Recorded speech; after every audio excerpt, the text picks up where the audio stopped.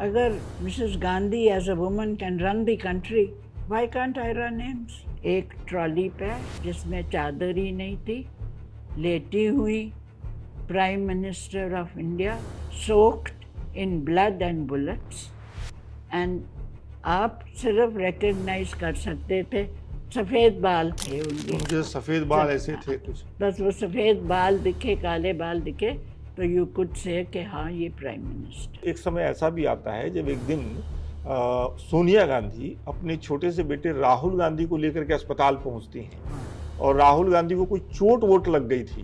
क्या हुआ था? स्वास्थ्य मंत्रियों को कुछ नहीं पता, उनको हेल्थ की क्या सिचुएशन है वो तो हमें ही पता है ना, उनको तो कुछ नहीं पता।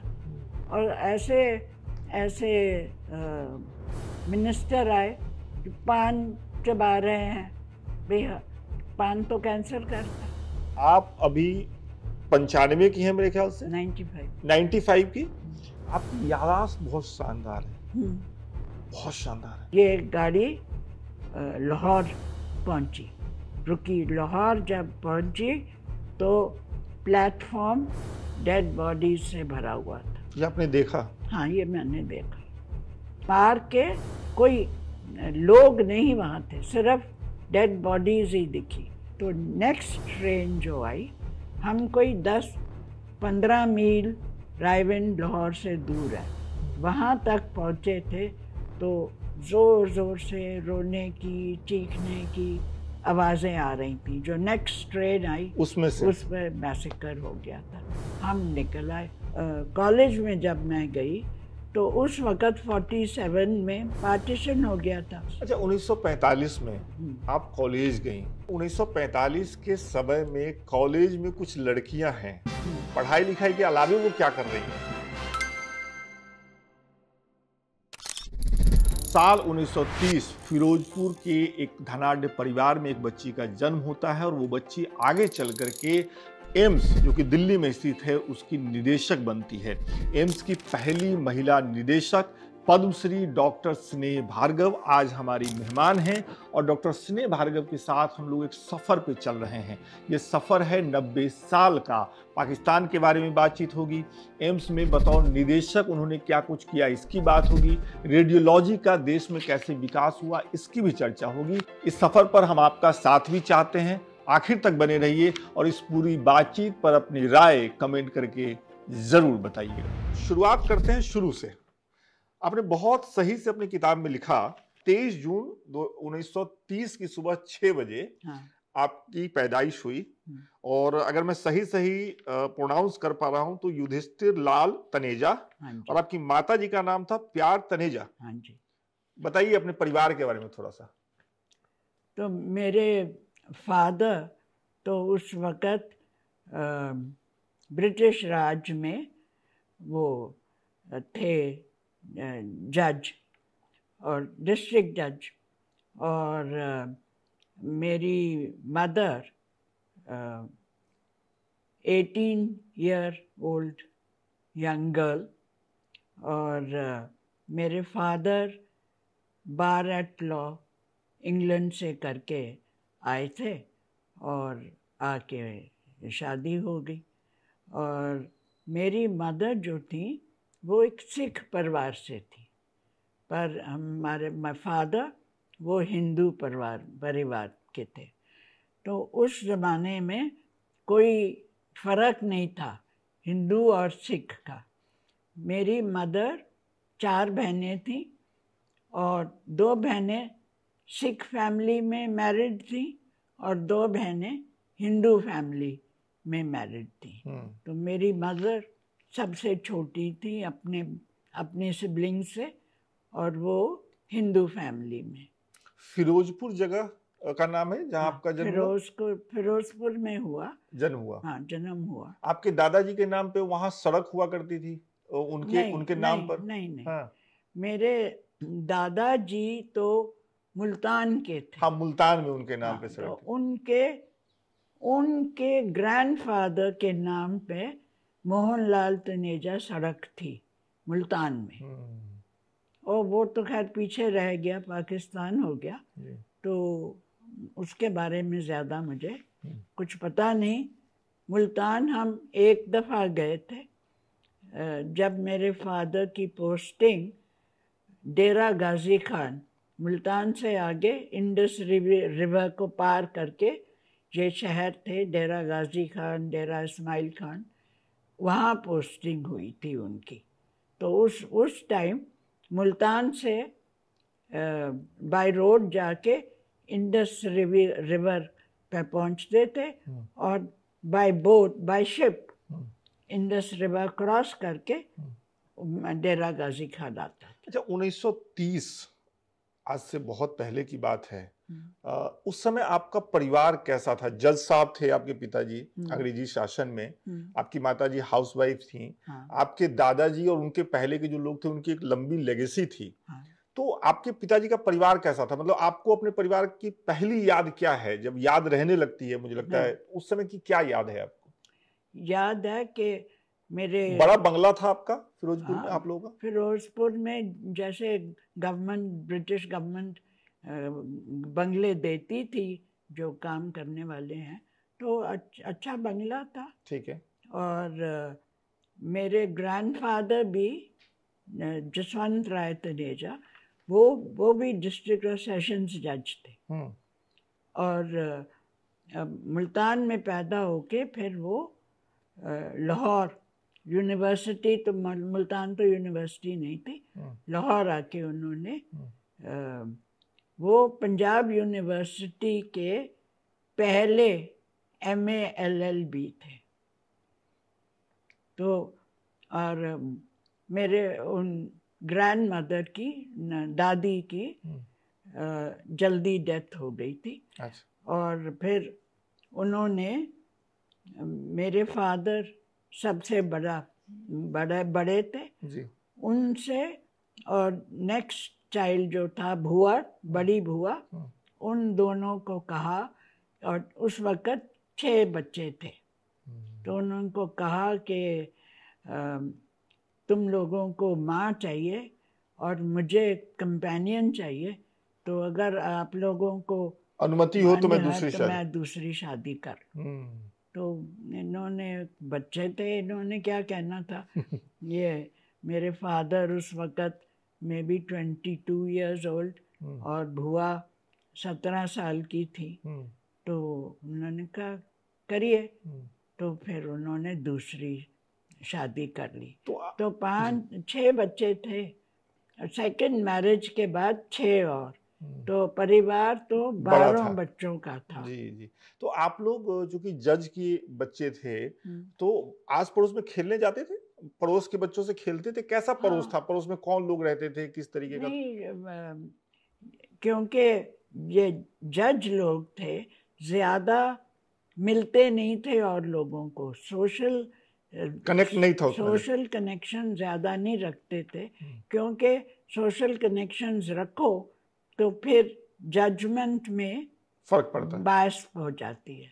तो इसलिए सोशली कोई हमारे घर में नहीं आता था कि भी हम आप जज साहब को मिलने आए हैं, ऐसी कोई बात नहीं थी। आप लोगों से, बच्चों से नहीं, कोई नहीं। हम आपके पिताजी कड़क मिजाज के थे? स्ट्रिक्ट थे। घर में बातचीत की भाषा क्या होती थी? उर्दू, हिंदी, अंग्रेजी? पेरेंट्स से आपस में? English and Hindi. अच्छा, इंग्लिश और हिंदी। ओके। 1945 की बात अगर करें, तब तक आप मेरे ख्याल से मैट्रिक कर चुकी हैं और 10th कर चुकी हैं और कॉलेज में आपके कदम पड़ चुके हैं, है ना? और उस समय 1945 का वो समय भी था जब देश में आज़ादी की लड़ाई अपने बिल्कुल चरम पे थी।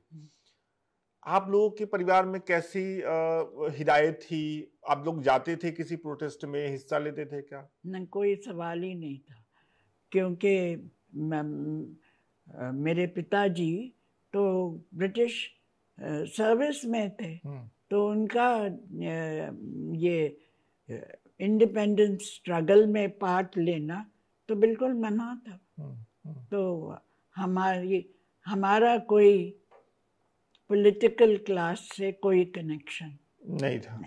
लेकिन आप उस समय 15 साल की थी, 15 साल की उम्र होती है, जो बाहर कुछ हो रहा है तो हमेशा मन में चलता है कि अच्छा क्या हो रहा है, कौन लोग हैं जो नारे लगा रहे हैं, क्यों नारे लगा रहे हैं। हाँ, ये सब आता था जहन में? ये आता था। अब जब 15 और 17 साल के बीच में कॉलेज में जब मैं गई तो उस वक़्त 47 में पार्टीशन हो गया था और INA की, इंडियन नेशनल आर्मी की बड़ी बातचीत, नारे लगते थे। क्या नारे लगते थे, अगर कुछ याद है? हाँ, जैसे सैगल तीन थे ना ये, सैगल ढिल्लों शाह निवास, लाल किले से आई आवाज, सैगल ढिल्लों शाह निवास। तो सैगल हिंदू थे, ढिल्लों सिख थे और शाह निवास मुस्लिम थे। ये तीनों को ये इंडियन नेशनल आर्मी से पकड़ के लाल किले में बंद कर दिया था। तो मेरे फादर ने कहा कि अगर तुम जाना चाहती हो, मैंने कहा इतना शोर मच रहा है सैगल ढिल्लों शाह निवास, मैं भी देखना चाहती हूँ। तो उन्होंने कहा कि हम तो नहीं जाएंगे, लेकिन चपरासी, और वो ऑफिशियल ड्रेस में चपरासी होता था, तो चपरासी के साथ आप जाके देख लीजिए, के जाके आप देख सकते हो, ये उन्होंने कहा था। हाँ, तो मैं फिर एक मेड सर्वेंट और एक चपरासी के साथ मैं चली गई स्टेशन देखने के लिए। अच्छा, तो क्या देखा आपने? ढेरों लोग आए हुए थे और नारे लगाए जा रहे थे। अच्छा। और जब ये गाड़ी फिरोजपुर से निकली तो हमने भी अपना हाथ ऐसे हिला दिया। अच्छा। कि भी देखा है। ये तो याद है ना कि वो नारे ऐसे लगा रहे थे, लाल किले से आई आवाज, सैगल ढिल्लों शाह निवास। अच्छा, 1945 में आप कॉलेज गई, 1945 से 47 तक, तो जब तक बंटवारा नहीं हुआ, उस पे आएंगे बंटवारे पे। मैं ये समझना चाहता हूँ कि 1945 के समय में कॉलेज में कुछ लड़कियां हैं, पढ़ाई लिखाई के अलावे वो क्या कर रही हैं, मतलब खाली समय में क्या करें? अच्छा, तो आपके बैच पे कितनी लड़कियां थी हमारे कॉलेज में? हाँ, मेरे ख्याल 50 होंगी। 50 लड़कियां थी पूरे कॉलेज में? मेरी क्लास में। आपकी क्लास में 50 लड़कियां थी? अच्छा नंबर है ये, उस समय के हिसाब से अच्छा नंबर कहेंगे इसको, नहीं? अच्छा नंबर था। अच्छा नंबर था। तो लेकिन जलंधर, उस वक्त मेरे फादर जलंधर पोस्टेड थे। जी जी। तो साइंस जो थी वहाँ गर्ल्स कॉलेज में नहीं थी, लेकिन थोड़ी सड़क के उस पार द्वाबा कॉलेज था बॉयज़ का, साइंस वहाँ थी। तो हम जो साइंस की लड़कियाँ थी, हमारा प्रोग्राम ऐसे रहता था कि इंग्लिश हिंदी हम गर्ल्स कॉलेज में पढ़ते थे और science physics chemistry biology Doaba college जाते थे, लड़कों के कॉलेज में जाके करते थे। ओके। तो कैसा माहौल था उस समय के कॉलेज का? लड़कों का कॉलेज, लड़कियों का कॉलेज, बड़ी इस पे बातचीत? अलग थे बिल्कुल, कोई मिलते जुलते नहीं थे। बातचीत नहीं होती थी उस वक्त, कोई ऐसा किताब एक्सचेंज नहीं होती थी? नहीं। नोट्स कुछ नहीं? Not with the boys. Okay. उस वक्त बिल्कुल अलग सिचुएशन थी। ओके। अच्छा, एक चीज और मन में सवाल उठता है, जैसे आज के समय में कॉलेज गोइंग लड़के या लड़कियां क्लास किया, फ्री समय में थोड़ा जाकर के बाहर मोमोज खा लिया, थोड़ी फिल्में देख ली, थोड़ा गाना भी सुन लिया, पार्क में भी बैठ गए, गप्पाजी भी हो गई। उस समय आप लोग क्या करती थी? हमारा लड़कों पढ़ाई के अलावा? हाँ, लड़कों से मिलने का कोई ऐसा प्रोग्राम नहीं था। और घर में हम 5 बहनें थी, भाई 4 बहनों के बाद भाई हुआ, तो हम तो लड़कियों की फैमिली थी। और हमारा कॉलेज में हमारा क्या, किसी का भी कोई फ्रीली जाके लड़कों से मिलो, खाओ पियो, कॉफी का ये कोई ऐसा चलन नहीं था उस समय? नहीं। लड़कियां आपस में फ्री टाइम में क्या करती थी? गेम्स भी खेलती थी। कौन सी गेम्स? अगर बैडमिंटन खेल लिया ये तो नॉर्मल था। स्विमिंग चले गए, वो भी नॉर्मल था। क्लब में स्विमिंग थी तो वो चले गए, ऐसे ही था।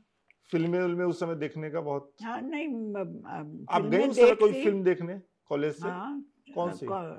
ये तो मुझे अब याद नहीं है। अशोक कुमार और लीला चिटनिस, ये एक्ट्रेसेस उस जमाने के हैं। फिर आता है 1947 का साल, जब आप लोगों की जिंदगी एकदम बदल गई।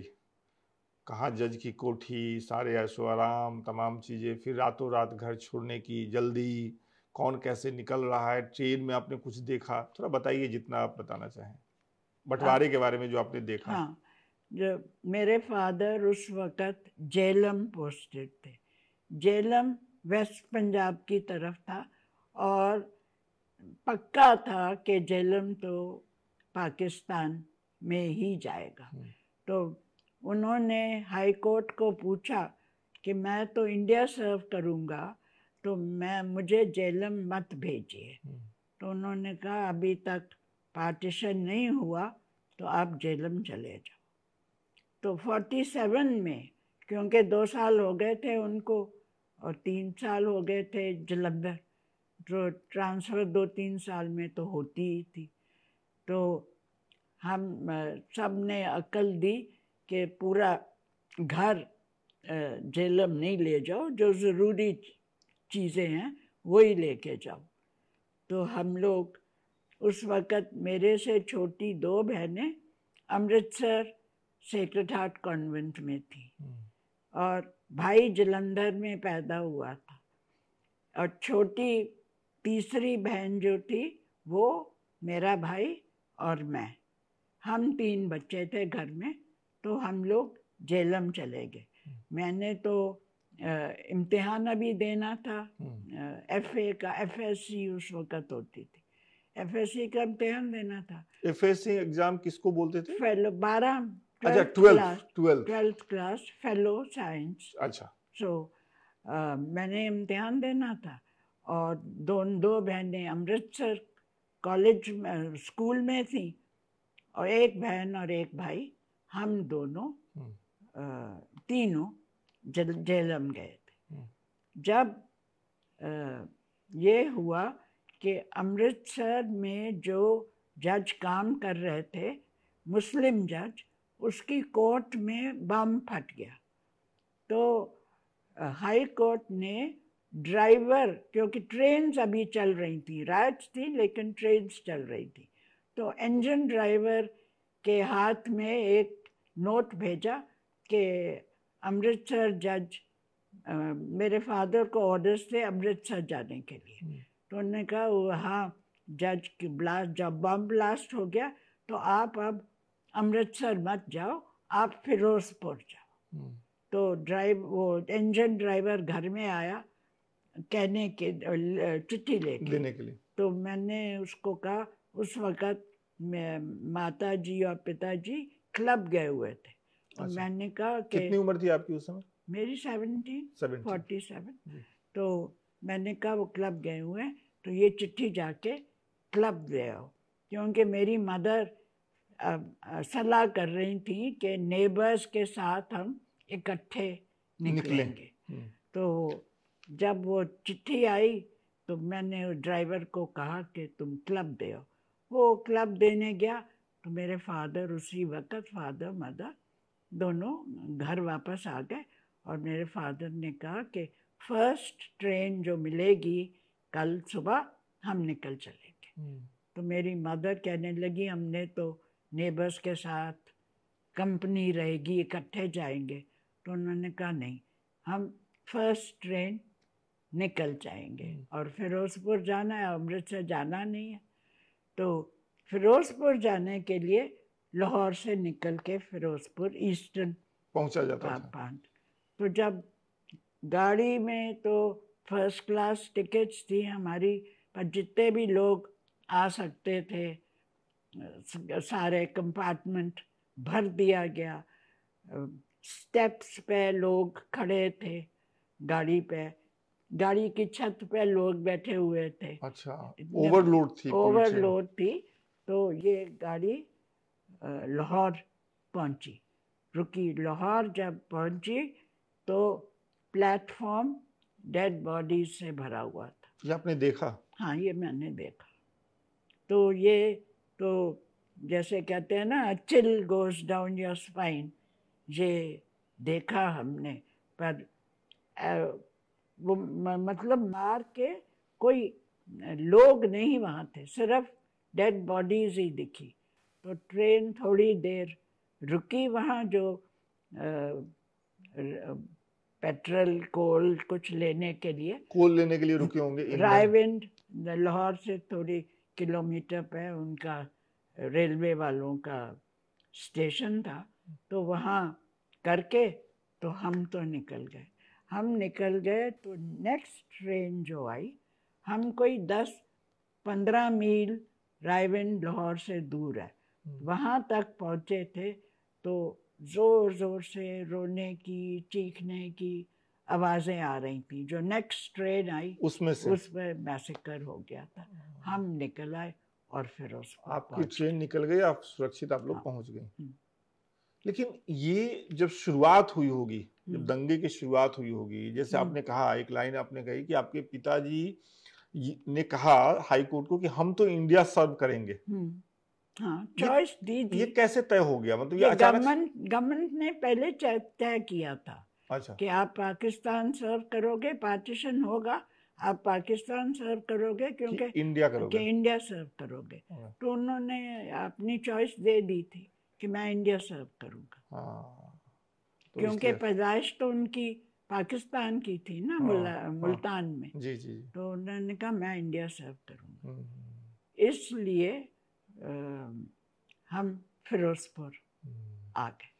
फिर दिल्ली पहुंचे आप लोग उसके बाद? नहीं, फिरोजपुर के बाद कोर्ट्स बंद थी, इतनी राइट्स हो रही थी। और उन्होंने, गवर्नमेंट ने, हाई कोर्ट ने कहा कि आप, फिरोजपुर बॉर्डर टाउन है, आप कैंप लगा दो। लोग क्रॉस करके आ रहे हैं, भूखे प्यासे, सामान उठाए हुए लोग चले आ रहे थे, भीड़ थी। जिसको जैसे मौका मिल रहा था, इधर से उधर जा रहे थे, उधर से इधर आ रहे थे। तो उन्होंने कहा आप कैंप, फिरोजपुर कैंप सेटअप कर दो। और मैं फिर अपने फादर के साथ, मेरे फादर ने कैंप बनाना शुरू किया और उनके साथ सुबह मैं भी चली जाती थी कि देखूं कुछ कर सकती हूँ या नहीं। तो वो चूना देते थे हमें कि जहाँ जहाँ उल्टियाँ करे हैं लोगों ने, स्टूल करे हैं, उसके ऊपर डाल दो ताकि बीमारियाँ ना फैले। तो और किचन बना दिया था लोगों को खाना खिलाने के लिए। तो कैंप उन्होंने इस्टेब्लिश कर दिया था बॉर्डर, फिरोजपुर बॉर्डर में। और 2 साल मेरे ख्याल, 2 साल, हाँ 2 साल कैंप फिरोजपुर में करा। फिर उन्होंने कहा अब ट्रांसफ़र कर दी रोहतक। तो रोहतक फिर और कैंप उन्होंने सेटअप किया। और रेफ्यूजीज आते गए और जो जो कुछ करना था उनके लिए वो करते गए। और रोहतक पहुँच के फिर ईस्ट पंजाब यूनिवर्सिटी बन गई थी। तो फिर मैंने अपनी पढ़ाई 12th क्लास का एग्जाम वहाँ से दिया। आपकी किताब में एक जगह पे एक जिक्र मिलता है जिसमें आप कहती हैं कि आपने अपने पेरेंट्स को इस बंटवारे वाले एपिसोड के बाद लगातार कई बार ये कहते हुए सुना कि उन पर भरोसा मत करना, है ना। मैं आपसे पूछता हूँ, क्योंकि वो एक पागलपन का दौर था। जो लोग इधर से पाकिस्तान के, उन्होंने भी शायद अपने बच्चों से यही कहा होगा, है ना। आप फिर जब पब्लिक लाइफ में आई, आपने अपनी जिंदगी जब शुरू की, तो पिताजी की या माताजी की ये बात कभी आपको हॉन्ट करती थी? आपके अंदर भी क्या कोई ऐसे शक वाली चीज रही, या आपने भरोसा किया, आपने माना कि वो एक दौर था, चला गया? हाँ, मैंने यही माना कि दौर था, चला गया। लेकिन मेरी क्लास में जब मैंने लेडी हार्डिंग ज्वाइन किया तो मुस्लिम लड़कियां भी थी। एक लड़की थी मुस्लिम, अलीगढ़ से। क्या नाम था, अगर नाम याद? रेहाना। अच्छा, नाम भी याद है आपको? याद है, हाँ। दोस्त थी आपकी? हाँ, दोस्त थी, क्योंकि 50 लड़कियां सिर्फ लेते थे लेडी हार्डिंग में, और हम सब हॉस्टल में रहती थी, ये भी कंपल्सरी था, तो इसलिए दोस्ती तो सबसे हो गई।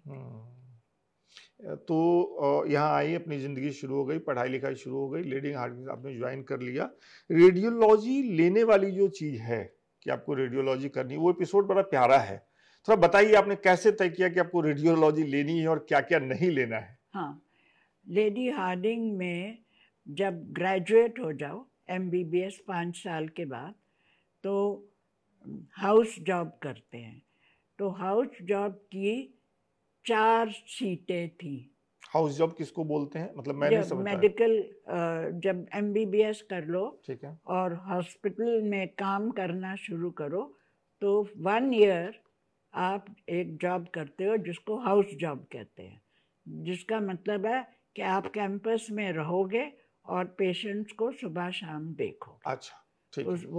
वो लर्निंग पीरियड है। ओके। तो उससे पहले तो पढ़ाई का पीरियड है, अब प्रैक्टिकल पीरियड है। वो प्रैक्टिकल पीरियड को हाउस जॉब कहते हैं। अब आजकल रेजिडेंट्स कहते हैं, उस ज़माने में हाउस फिजिशियन, हाउस सर्जन कहते थे। ओके। तो लेडी हार्डिंग में 4 जगह थी हाउस जॉब्स की। तो अब मेरा रिजल्ट में नंबर 5 था, तो मुझे लेडी हार्डिंग में तो हाउस जॉब मिलना नहीं था। तो दिल्ली में एक ही बड़ा हॉस्पिटल था, अर्विन हॉस्पिटल, जो अब लोकनायक जयप्रकाश हॉस्पिटल बन गया है और मेडिकल कॉलेज बन गया।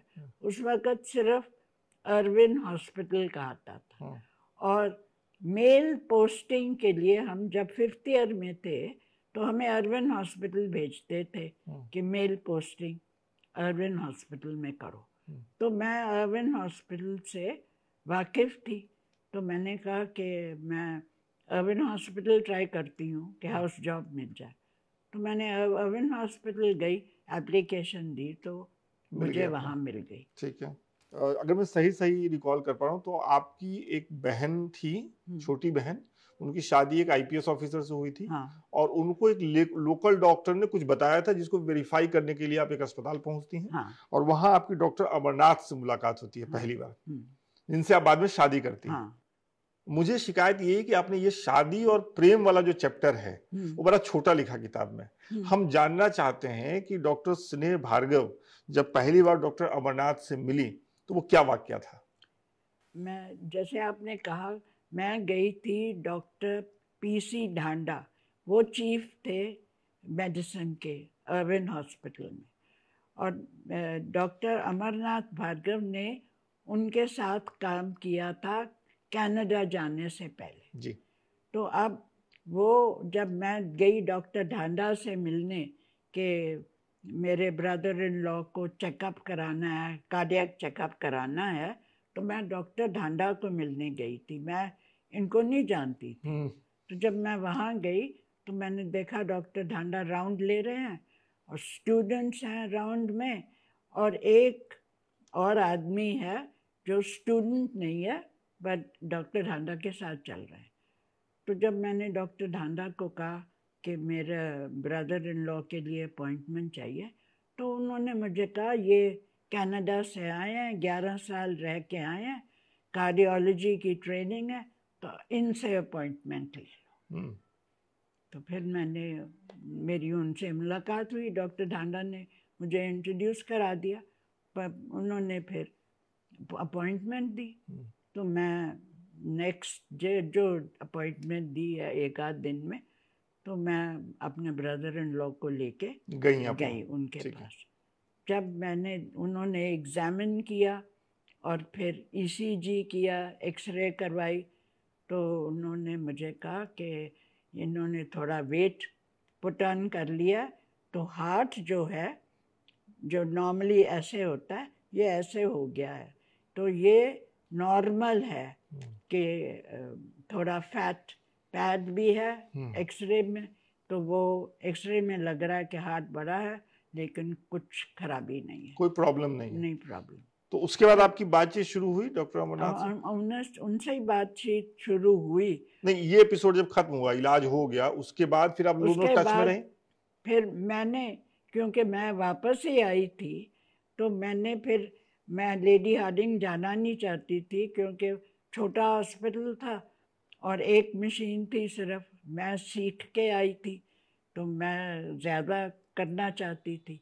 तो फिर मैंने अर्विन हॉस्पिटल में जो चीफ थे उनको जाके मिली कि रेडियोलॉजी में कोई ओपनिंग है मेरे लिए। तो उन्होंने कहा एक एक्सटर्नी की ओपनिंग है। एक्सटर्नी का मतलब जो हॉस्पिटल में रहना ज़रूरी है, उनको इंटर्न्स कहते थे।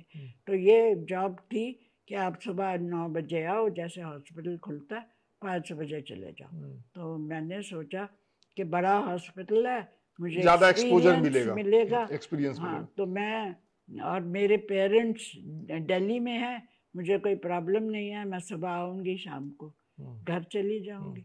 तो मैंने अर्विन हॉस्पिटल ज्वाइन कर। ठीक है। और इधर से डॉक्टर अमरनाथ भार्गव, डॉक्टर ढांडा के साथ वहाँ उन्होंने कंसल्टेंसी ले ली। हाँ। तो फिर दोनों आप लोग एक ही हॉस्पिटल में हो गए?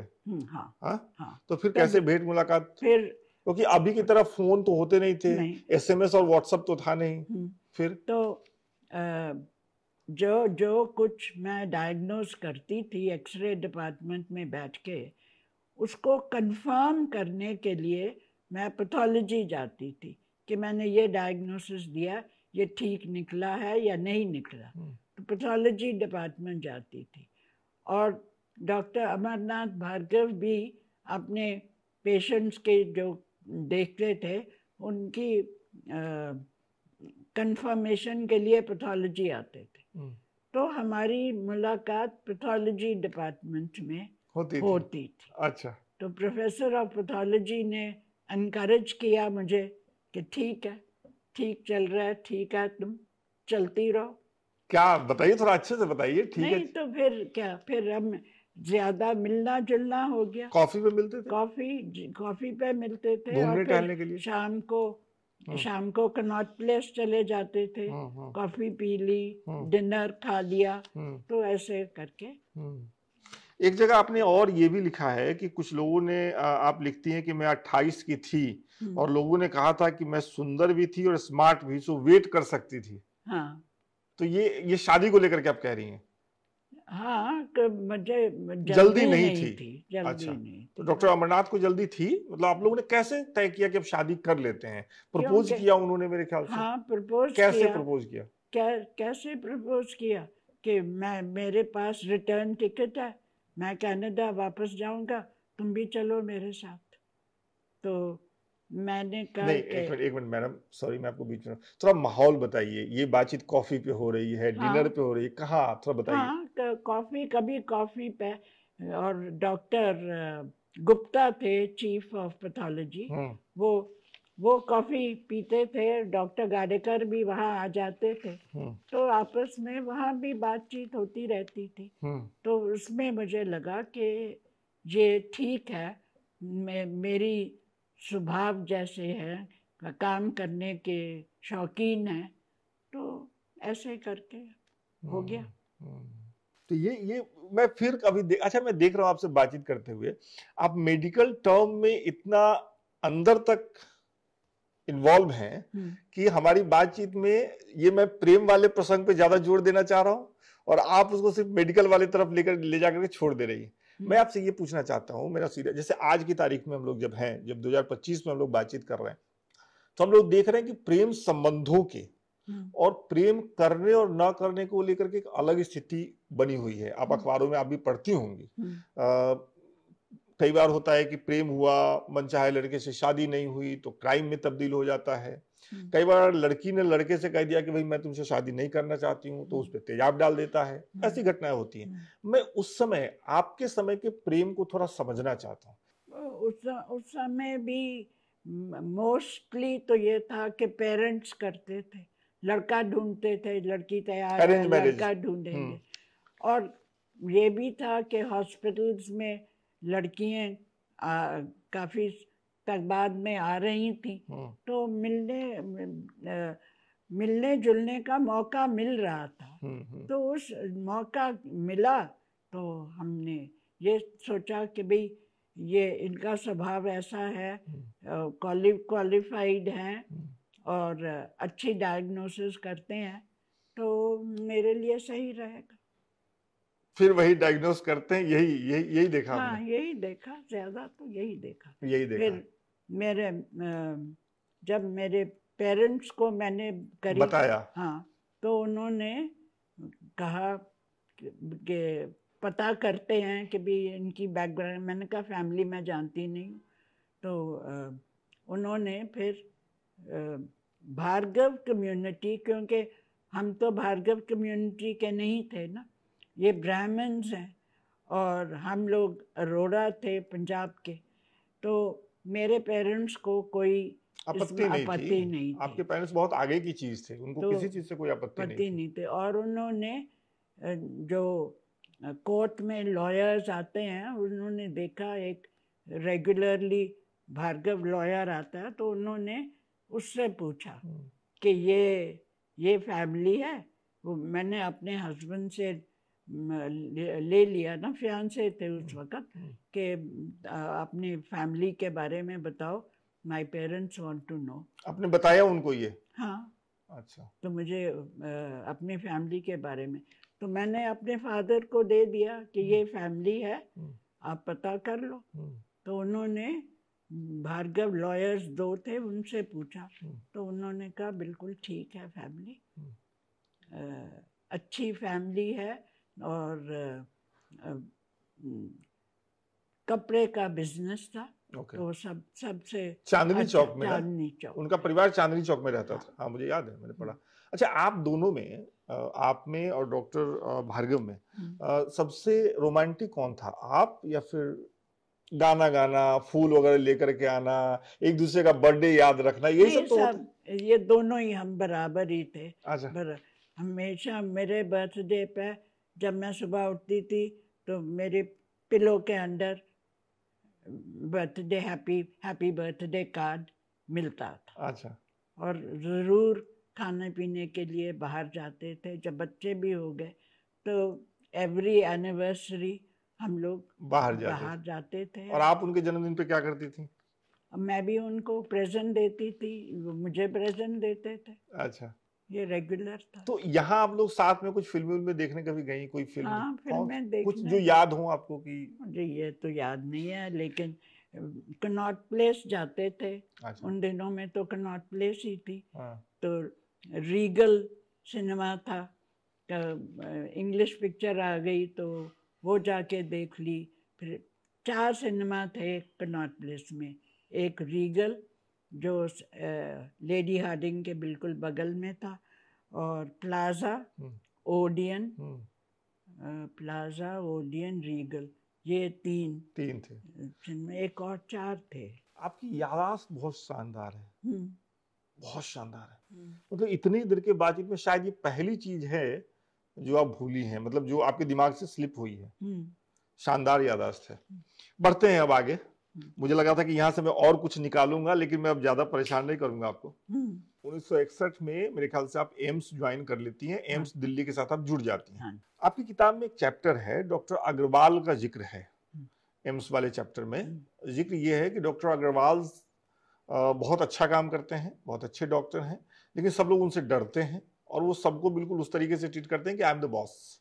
और आप भी उनकी शिकायत लेकर के एक बार पहुंची थी, और फिर बाद में प्रधानमंत्री का आदेश मानने से उन्होंने मना कर दिया, उनको जबरदस्ती रिटायर करवाना पड़ा। क्या है एपिसोड, जरा सा बताएं।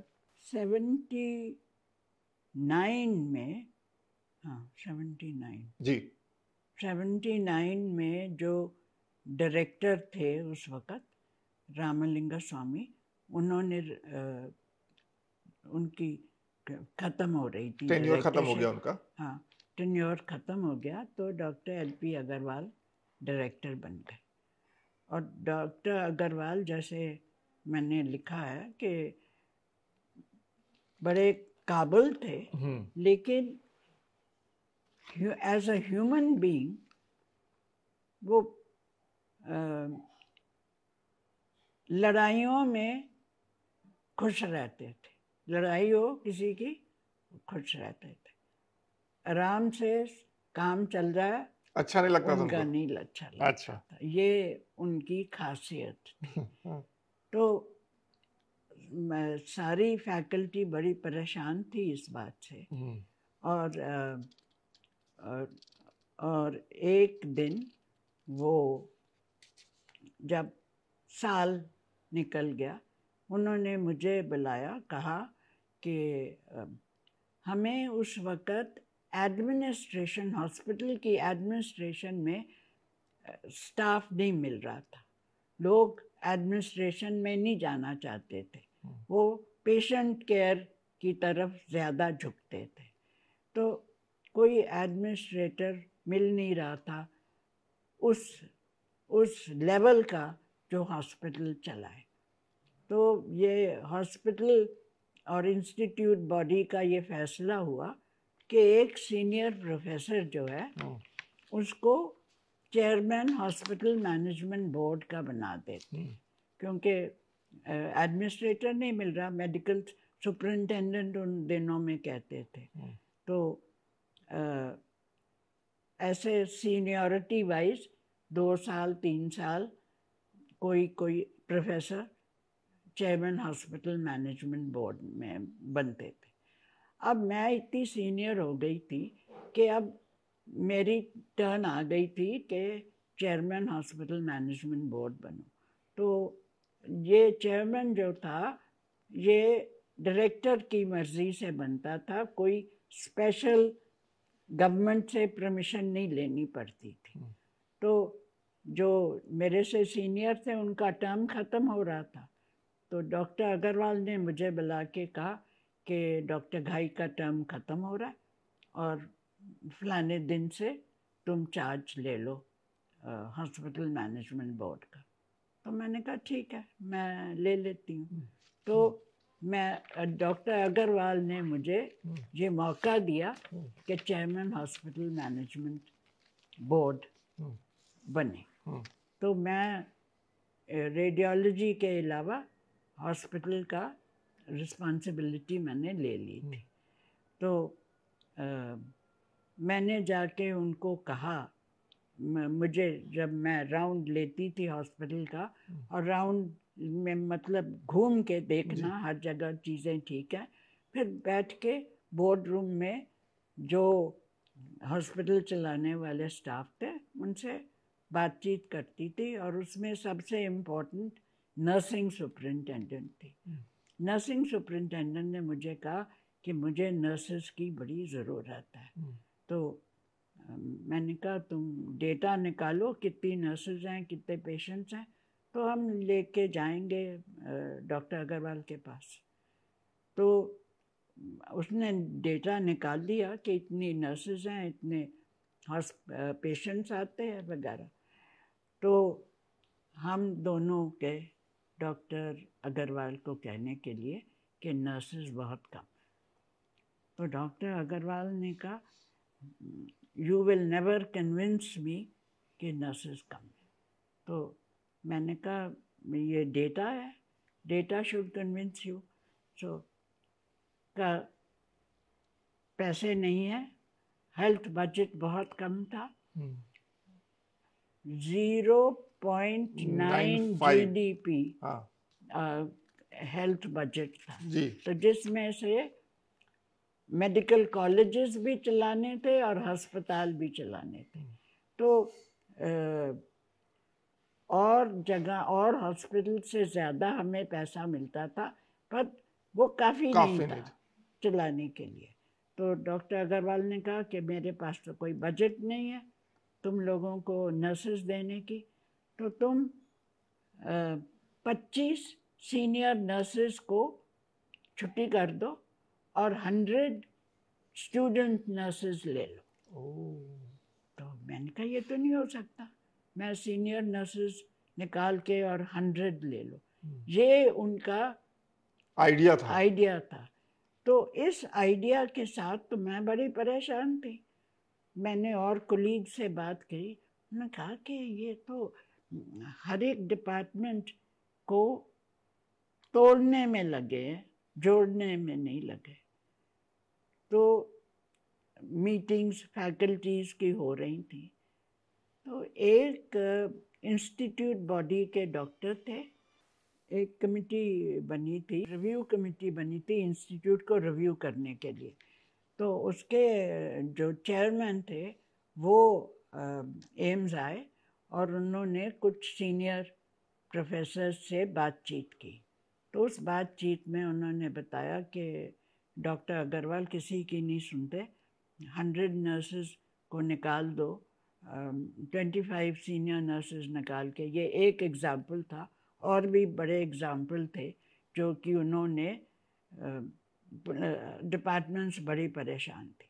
तो उन्होंने शांतिलाल मेहता जो थे चेयरमैन इस कमिटी, रिव्यू कमेटी के, उनको ये बताया। डॉक्टर मेहता जो थे वो शाम को उसी दिन प्राइम मिनिस्टर इंदिरा गांधी को मिलने जा रहे थे। तो वो गए मिलने। तो मिसेस गांधी ने पूछा कि आप बड़े परेशान लग रहे हैं, क्या बात है? तो उन्होंने कहा मैं इंस्टीट्यूट से आ रहा हूँ, वहाँ माहौल ठीक नहीं है और डायरेक्टर जो है किसी की सुनता नहीं है, तो इसलिए मैं बड़ा परेशान हूँ कि कहीं क्या होगा उस इंस्टीट्यूट का क्या होगा। तो मिसेस गांधी उन पर विश्वास रखती थी बहुत। तो उन्होंने कहा कि एक कमेटी बना दो, डायरेक्टर कोई डिसीजन नहीं लेगा, कमेटी डिसीजन लेगी हर एक चीज़ का। तो डॉक्टर अग्रवाल ने ये फॉलो नहीं किया। जब उन्होंने फॉलो नहीं किया तो और मिसेस गांधी को पता लगा कि ये फॉलो नहीं हो रहा, तो उन्होंने कहा कि कोई चारा नहीं है, इनकी 5 ईयर टेन्योर है, लीगल टेन्योर है, 1.5 साल हुआ था उनको, तो कि उनको रिटायर कर दो जबरदस्ती, फोर्सफुली, मतलब रिटायर कर दो। हाँ। तो तभी तो फिर यही फैसला हुआ, डॉक्टर अग्रवाल को रिटायर कर दिया। लेकिन यही वो समय है जब अगर मैं सही रिकॉल कर रहा हूँ कि आपको आपके कुछ कोलीग ने बताया कि भाई आपको फॉर्म फिल करना चाहिए, हाँ, डायरेक्टर के लिए, जो आपने नहीं सोचा था। फिर आप फॉर्म फिल करती हैं और बाकी लोगों के साथ आपका नाम भी जाता है और मिसेस गांधी उसको अप्रूव कर देती हैं। कैसे पता चला आपको कि आपके नाम को मंजूरी मिल गई है?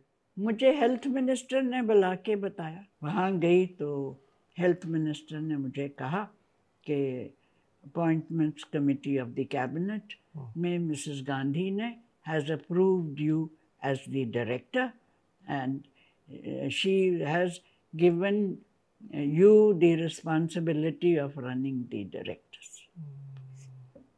तो मैं सुन के वापस आ गई। तो क्योंकि इंस्टीट्यूट ऑटोनॉमस बॉडी है, इंस्टीट्यूट की अपनी बॉडी है, तो वो फॉर्मली इंस्टीट्यूट बॉडी अप्रूव करती है डायरेक्टर्स पोस्ट जी। तो फिर इंस्टीट्यूट बॉडी की मीटिंग होनी थी जिस दिन मिसेस गांधी वाज असैसिनेटेड। मैं आऊंगा उस पर, लेकिन जब आपके नाम को मंजूरी मिली, हाँ जी, आपसे पहले मैंने बिहार की पहली आईपीएस ऑफिसर का भी इंटरव्यू किया कुछ समय पहले, बिहार की पहली आईपीएस ऑफिसर। तो उन्होंने मुझे बताया कि जब वो गई वर्दी में सचिवालय, तो लोग जमा हो गए देखने के लिए कि कौन महिला है जो पुलिस की वर्दी में आ गई, और तमाम कानाफूसी हुई कि महिला क्या पुलिस चलाएगी। हाँ। आपको लेकर के भी ऐसी कानाफूसी हुई कि महिला क्या चलाएगी एम्स को और तमाम चीजें, ऐसा कुछ सुनने को मिला? हाँ। क्या सुनने? ये मुझे जो उस वक्त दिन था, मैं घर आ रही थी, रास्ते में मुझे मिला कैंपस पे, तो मैंने कहा कि आप तो निर्माण भवन जहाँ हेल्थ मिनिस्ट्री है जाते रहते हो, तो कहने लगा कि निर्माण भवन में यही इन द कॉरिडोर्स ऑफ निर्माण भवन they are talking, can a woman run AIIMS? तो मैंने कहा अगर Mrs Gandhi as a woman can run the country, why can't I run AIIMS? तो मेरा तो बड़ा सीधा जवाब था कि अगर एक लेडी देश चला रही है तो मैं तो एक हॉस्पिटल और इंस्टीट्यूट ही है, मैं भी कर सकती हूँ। ये मेरा अपना फीलिंग थी। जी जी। और मेरे जो रेडियोग्राफर्स हैं, सीनियर रेडियोग्राफर आया मेरे कमरे में, कहने लगा मैडम मैं बस स्टॉप पे खड़ा था, मिल्क बूथ पे खड़ा था और बस स्टॉप भी साथ में है, और फैकल्टी आती है, स्कूल बसेस आती हैं तो फैकल्टी बच्चे लेके आती है चढ़ाने के लिए, तो वहाँ गपशप कर रहे थे कि कौन बनेगा डायरेक्टर। तो हर एक ने अपना अपना ओपिनियन दिया। और जब कहा कि स्नेह भार्गव, तो उन्होंने कहा पॉलिटिकल पुल कहाँ से लाएगी, ये वहाँ बातें हो रही थी।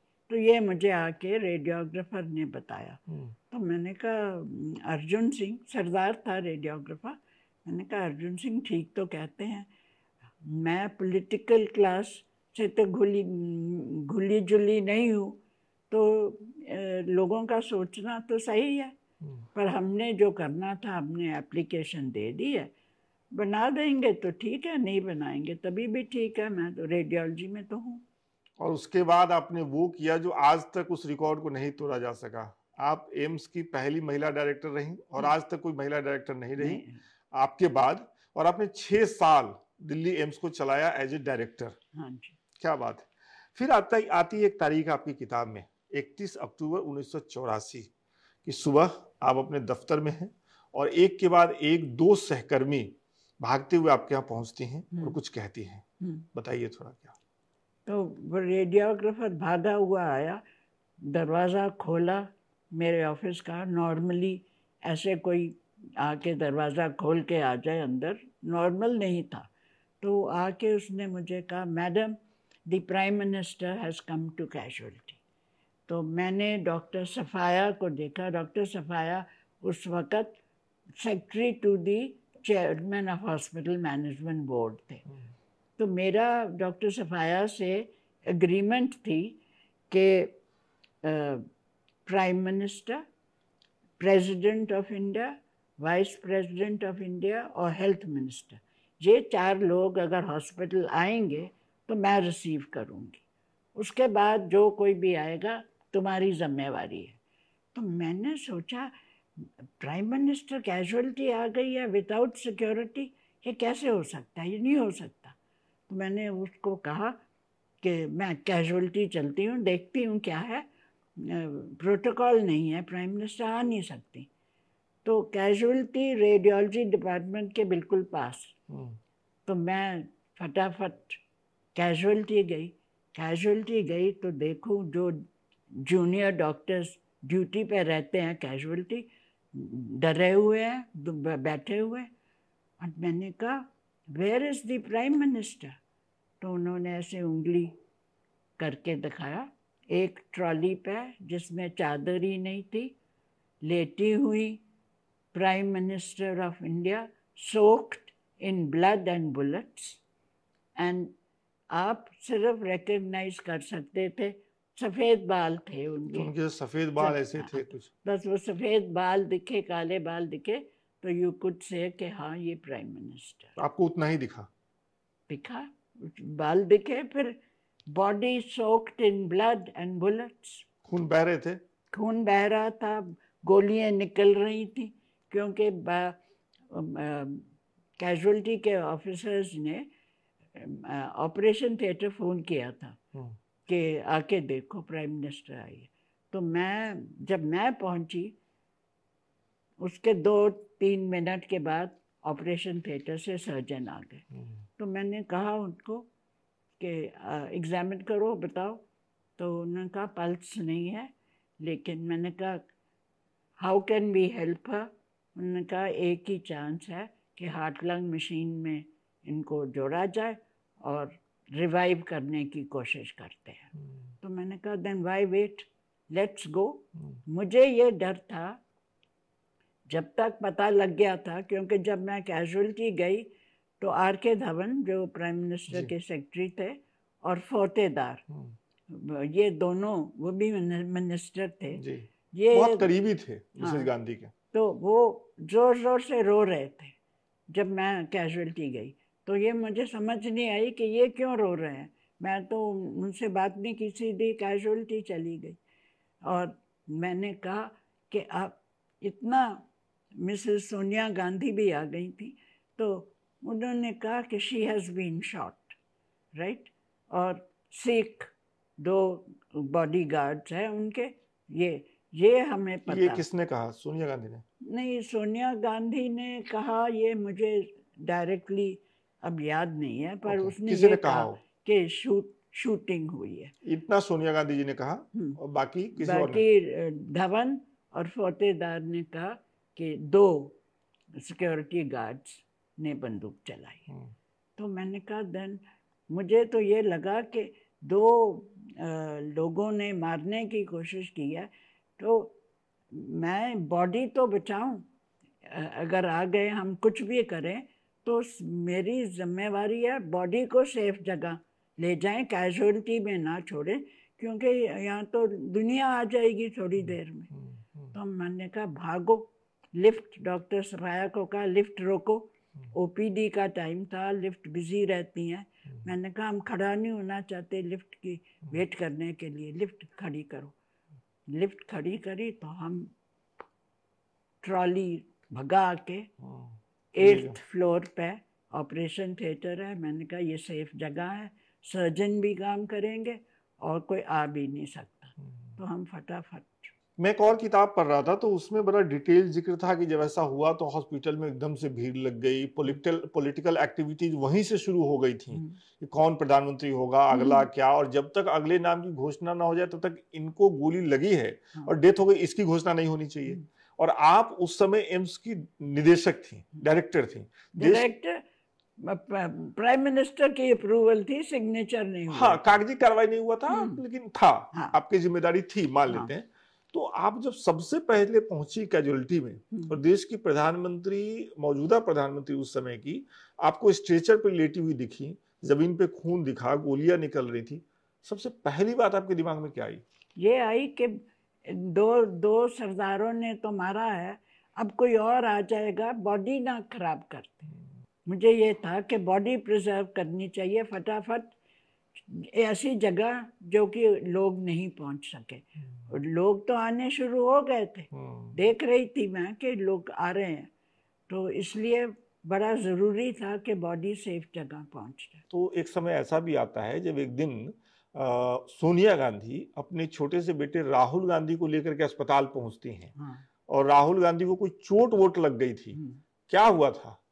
ये मिसेस इंदिरा गांधी ने छतरपुर पे फार्म लिया हुआ था, ठीक है, और फार्म में स्विमिंग पूल था।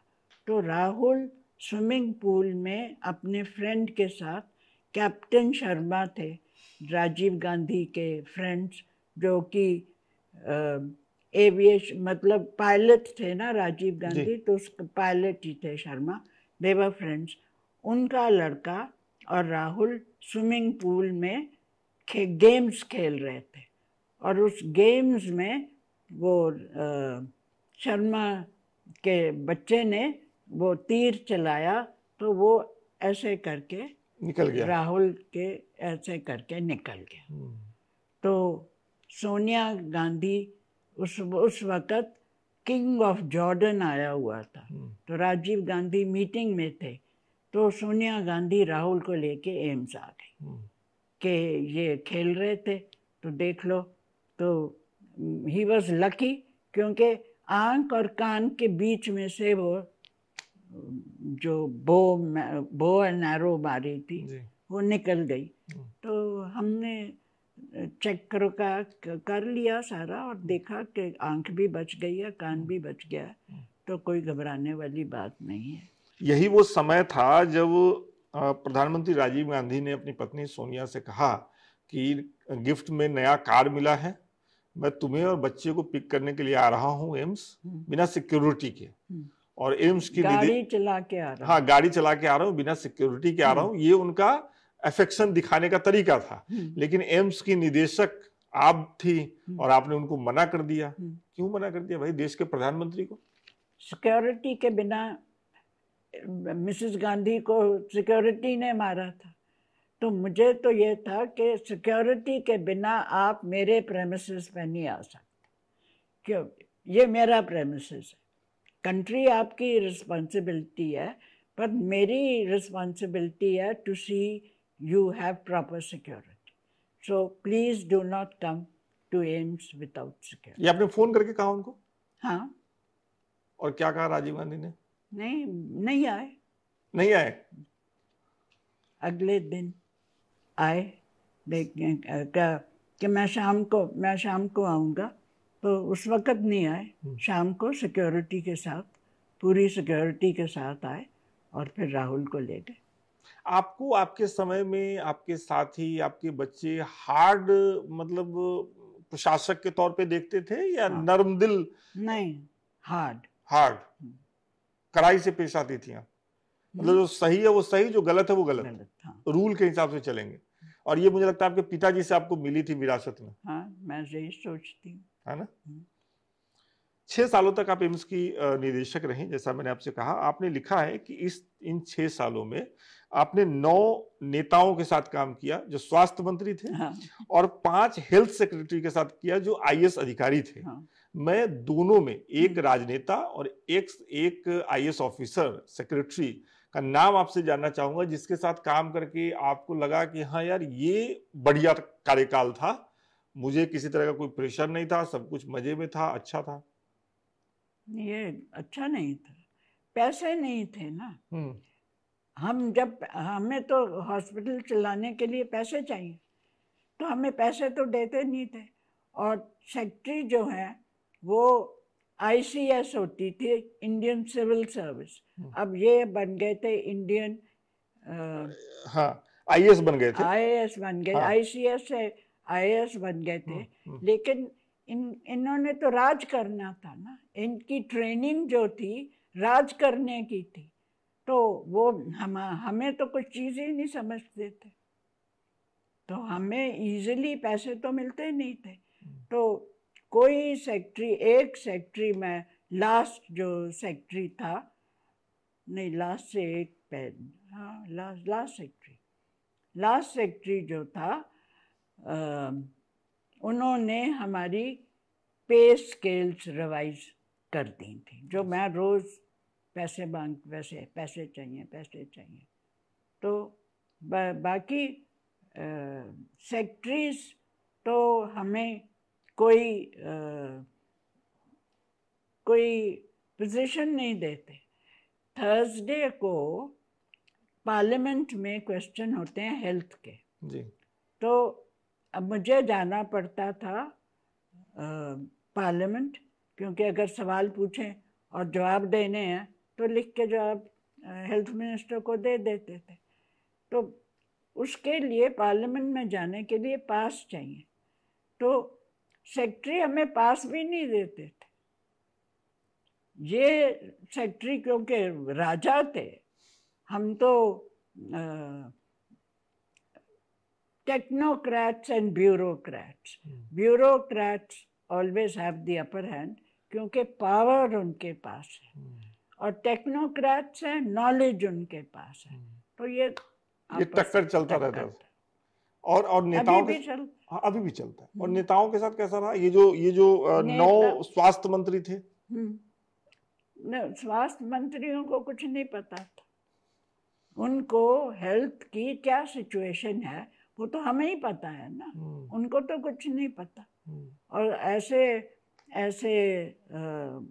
मिनिस्टर आए कि पान चबा रहे हैं, भाई पान तो कैंसर करता है।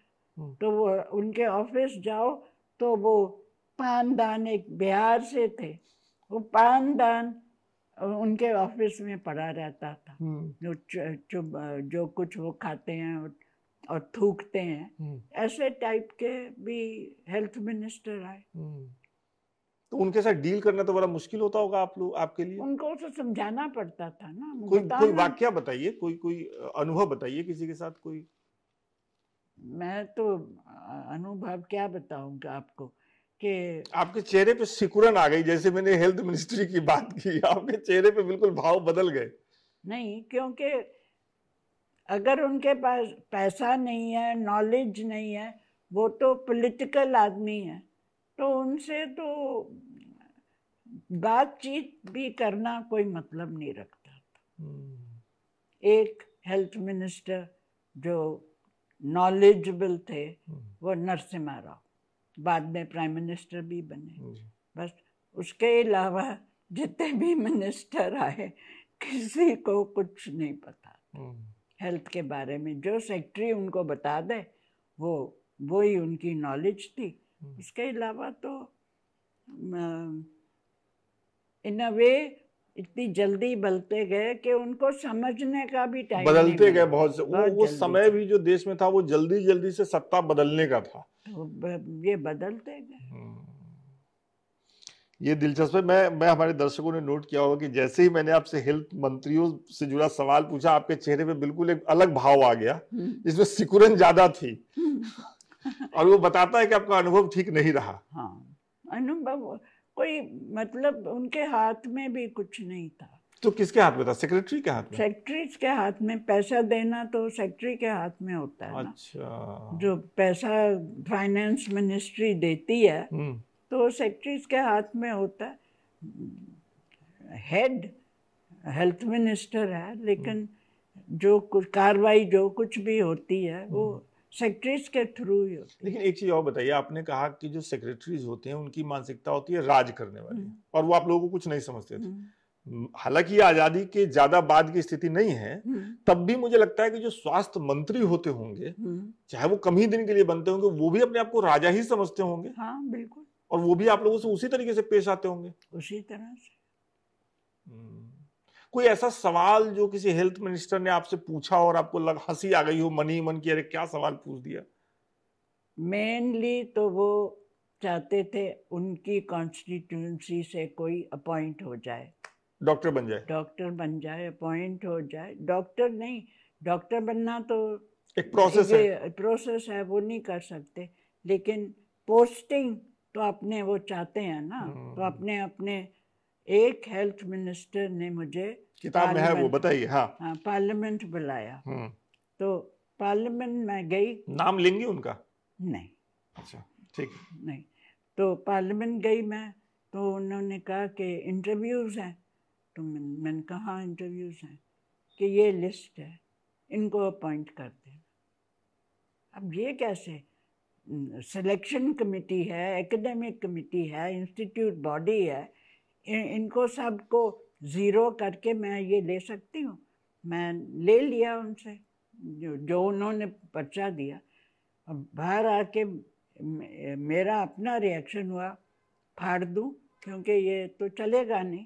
पर फिर मैंने सोचा अगर काम बिगड़ता है तो कम से कम मेरे पास लिस्ट होनी चाहिए, रिकॉर्ड होना चाहिए, रिकॉर्ड होना कि आपको अमुक मंत्री ने दिया था। हाँ। तो मैंने फाड़ा नहीं, अपने पास ही रखा। पर ये सीख मिली कि जब पार्लियामेंट इन सेशन हो आप इंटरव्यूज मत रखो। अच्छा, ये अकल सीखी कि इंटरव्यूज जो है, पार्लियामेंट जब सेशन में है तो इंटरव्यू नहीं रखते, ज्यादा प्रेशर पड़ता है। ज्यादा प्रेशर। बाद में जो वो जिनको नियुक्त करना चाह रहे थे उनकी नियुक्ति हो गई सफदरजंग में। हाँ, एक की नियुक्ति हो गई और आपकी जान छूटी।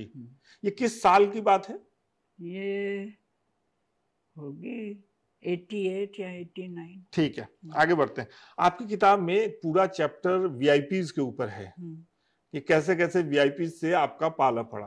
आपने कहा कि कुछ वीआईपी आते हैं विजडम के साथ, नॉलेज के साथ, और उनको एड्रेस करने में अच्छा लगता है, और कुछ बिल्कुल ऐसे आते हैं जिनके साथ बात करने में भी और डील करने में भी मजा नहीं आता।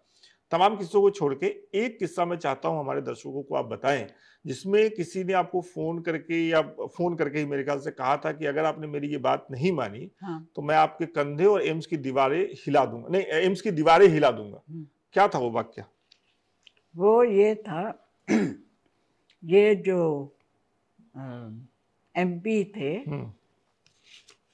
इनका लड़का एम्स में पढ़ता था और उन्होंने अपने कॉन्टैक्ट्स के थ्रू उसको रशिया भेजने का फैसला किया था। ठीक है। वो कैंपस में रहता था और रशिया मेरे डायरेक्टर होने से पहले ही उन्होंने ये कर दिया था, तो ये लड़का तैयार था रशिया जाने के लिए। तो वो फैमिली के साथ रशिया चला गया। जो फ्लैट था जिसमें वो रह रहा था एम्स का, वहाँ उसने रिश्तेदार अपने रख दिए।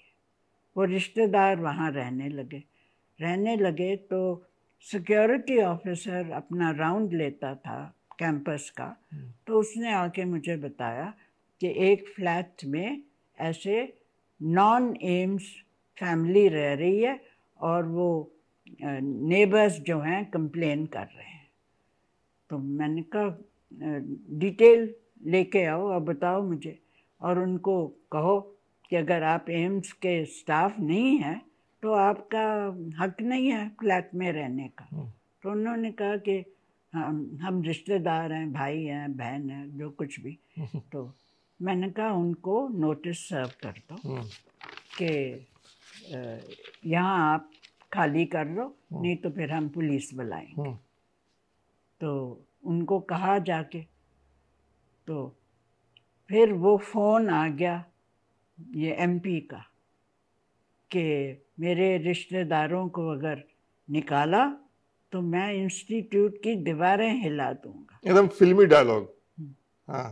तो मैंने कहा हम आपकी कॉन्स्टिट्यूएंसी के बड़े लोगों को देखते हैं, जैसे आप भेजते हो हम देखते हैं, लेकिन आप ये सोचो कि इंस्टीट्यूट की दीवारें हिला देंगे, ना तो इंस्टीट्यूट दीवारें इतनी कच्ची हैं, ना मेरे शोल्डर्स इतने कच्चे हैं कि आप इंस्टीट्यूट की दीवारें हिला दोगे। हिला के देख लो। चुप हो गए। और आपने उनके रिश्तेदारों को हटवा भी दिया? हटा दिया, पुलिस बुलाई और पुलिस ने उनको, हमारी प्रॉपर्टी थी खाली हो गई, हम किसी और को अलॉट कर दिया। अच्छा, एक चीज बताइए, तब से आज को मैं थोड़ा जोड़ रहा हूँ, जिस तरीके से आपने अपने अनुभव साझा किए, पॉलिटिकल प्रेशर के सामने न झुकने का या फिर पॉलिटिकल प्रेशर से बच के निकलने के लिए एक रास्ता तलाशने का, आज की तारीख में इसकी थोड़ी कमी दिखती है। कई बार हम ये देखते हैं कि जो भी जिम्मेदार पदों पे बैठे लोग हैं, अधिकारी हैं, वो पंगा लेने से बचते हैं और वो कर लेते हैं, पॉलिटिकल प्रेशर को झेल नहीं पाते। क्या वजह देखती हैं आप? ये तो बड़े इंडिविजुअल बात है, ये कोई सिखाता नहीं है हमें ये चीजें, ये तो अपने आप से आती है, अपने मान सम्मान की बात होती है। अब वहां पहुंच रहे हैं जब आप एम्स से रिटायर होती हैं, 60 साल की उम्र हो गई है स्नेह भार्गव की, 6 साल एज ए डायरेक्टर एम्स को दे चुकी हैं और आपकी रिटायरमेंट हो गई है।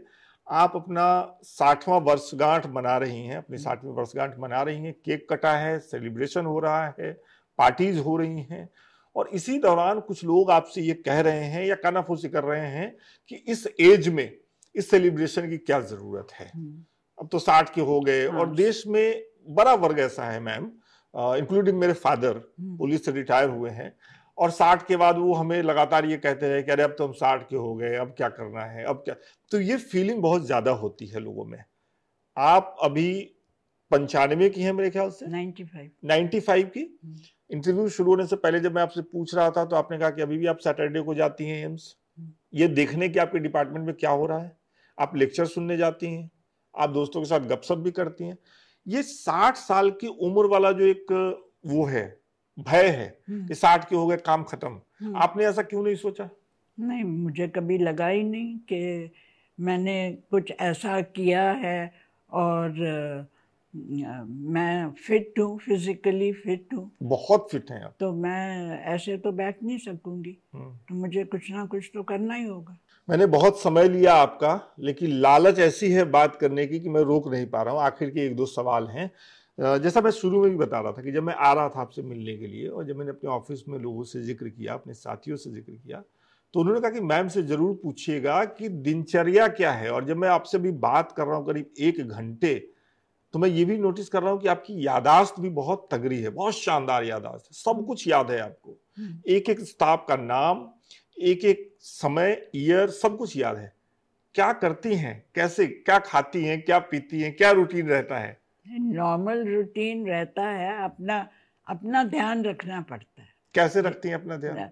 देखिए, आपकी फिजिकल बॉडी है, वो डिमांड करती है विथ एज।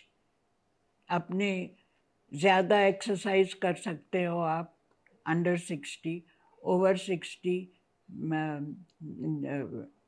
ट्रेनर से या वो योगा फिजिकल योगा वाले को। तो मैंने योगा वाला एक टीचर रख लिया था। ओके। तो मैं जब एम्स में थी तभी रख लिया था। अच्छा। तो रेगुलरली अपना सुबह 5 बजे आता था, रेगुलरली एक्सरसाइज कर लेती थी, करके ही फिर मैं ऑफिस जाती थी। अब वो मैंने अभी भी रखा हुआ है। रेगुलरली सुबह उठ जाती हूँ। कितने बजे उठ जाती हैं? मैं आजकल तो 6, 6:30 उठ जाती हूँ। और कुछ जब भजन वगैरह सुन लेती हूँ और फिर उसके बाद एक्सरसाइज कर लेती हूँ। अब जैसी बॉडी डिमांड करती है उतना नहीं करती जो पहले करती थी। देखती हूँ जिस दिन ज़्यादा थक गई तो अगले दिन कम कर लेती हूँ। अपनी बॉडी के हिसाब से अपनी एक्सरसाइज करती हूँ। अपना डाइट का ध्यान रखती हूँ कि भाई जो प्रोटीन्स चाहिए बॉडी को, प्रोटीन, कार्बोहाइड्रेट, फैट का बैलेंस होना चाहिए, वो रखती हूँ। ज़्यादा अगड़म सगड़म खाती नहीं हूँ। अच्छा, अगरम सगरम नहीं खाती है।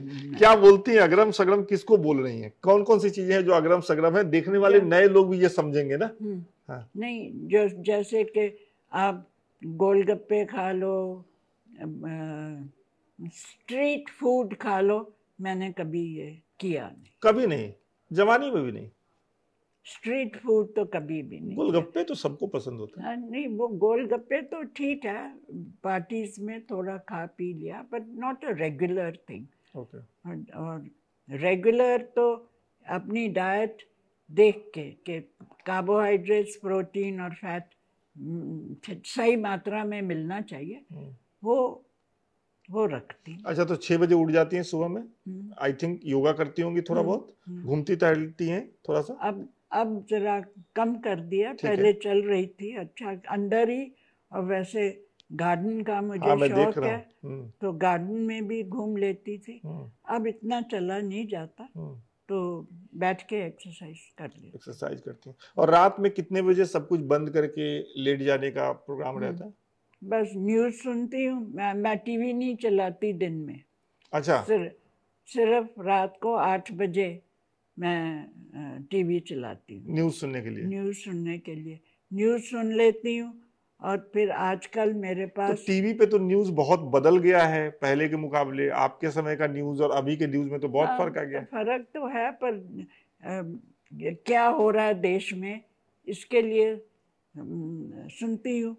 और कुछ चीज़ें अच्छी हो रही हैं, कुछ चीज़ें नहीं अच्छी हो रही। अच्छा, एक आखिरी सवाल और ख़त्म करेंगे ये बातचीत। आपने अपनी किताब में लिखा कि 1950 से 1990 के बीच, जो कि फैक्ट भी है, देश का हेल्थ बजट जो है वो जीडीपी का मात्र 0.9% था।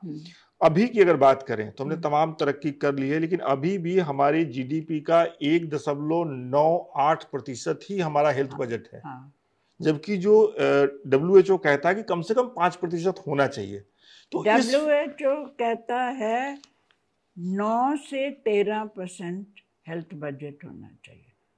हमने कहा कि हम 2000 में हेल्थ फॉर ऑल कर देंगे। WHO को हमने लिख के दिया। हम WHO के मेंबर कंट्रीज में हैं, तो उसमें हमने लिख के दिया, पर नहीं कर पाए ना। तो जब पैसा ही नहीं मिलेगा तो कैसे करेंगे हेल्थ बजट? तो फिर इन्होंने फाइनेंस कमीशन बैठा, तो उन्होंने कहा कि 2025 में 2.5 बजट हो जाएगा 2025 में। हाँ, तो कोई नहीं हुआ, अभी भी अंडर 2 ही है जी। तो जब तक हम, क्या रीजन देखती है इसके पीछे कि हेल्थ में पैसा नहीं बढ़ रहा है जबकि इतना जरूरी है? नहीं, समझने की बात है ना कि प्रायोरिटीज क्या है। पॉलिटिकल प्रायोरिटीज से देश चलता है। ये देश नहीं चलता हेल्थ की प्रायोरिटी से। तो क्या करोगे आप? जब तक आप पैसा नहीं दोगे तो अर्बन लिविंग और रूरल लिविंग में बहुत फर्क है। 70% of your population is in the village, 30 urban. Doctors उल्टा है, डॉक्टर 70% 80% अर्बन है और पूरा का पूरा गांव झोला छाप डॉक्टर के भरोसे है। हाँ, बिल्कुल। वो कुछ भी हो आकर के 2 सुई दे देते हैं, एक सलाइन की बोतल, पानी की बोतल चढ़ा देते हैं। यही चल रहा है गांव में हेल्थ के नाम पे। लेकिन हमने टेली कम्युनिकेशन या टेली मेडिसिन के ज़रिए काफ़ी काम किया है कि गांव तक पहुंचने का किया है। लेकिन एक्सेस, गांव से चल के शहर आना, उसमें कितना पैसा लगता है, और अकेले तो नहीं आते, अपने साथ 2-4 रिश्तेदार लेके आते हैं। तो हेल्थ बजट जब तक बढ़ेगा नहीं, और हेल्थ जो है सिर्फ डॉक्टर पर डिपेंडेंट नहीं है। पानी चाहिए हमें, साफ पानी चाहिए, साफ पानी चाहिए, सूएज चाहिए, न्यूट्रिशन चाहिए। ये सब चीज़ें हेल्थ के अंदर आती हैं। अगर ये चीज़ें हम, और वो हेल्थ मिनिस्ट्री के अंडर नहीं आती, अलग अलग मिनिस्ट्रीज के आती हैं। तो हेल्थ अगर ठीक करनी है तो हमें सारा ये इंफ्रास्ट्रक्चर भी ठीक करना, एक साथ सबको टैकल करना पड़ेगा। जब तक वो नहीं होगा तो प्रॉब्लम रहेगी। चलिए, बहुत बहुत शुक्रिया हमसे इतने विस्तार से बातचीत करने के लिए, और हम उम्मीद करते हैं कि आपकी दूसरी किताब भी मैं जल्दी ही पढ़ूंगा और उस पर भी हम लोग बातचीत करेंगे। चलो देखते हैं, जब लिख पाऊंगी तो। आप लिखेंगे, मुझे भरोसा है। बहुत बहुत शुक्रिया। Thank you. Thank you.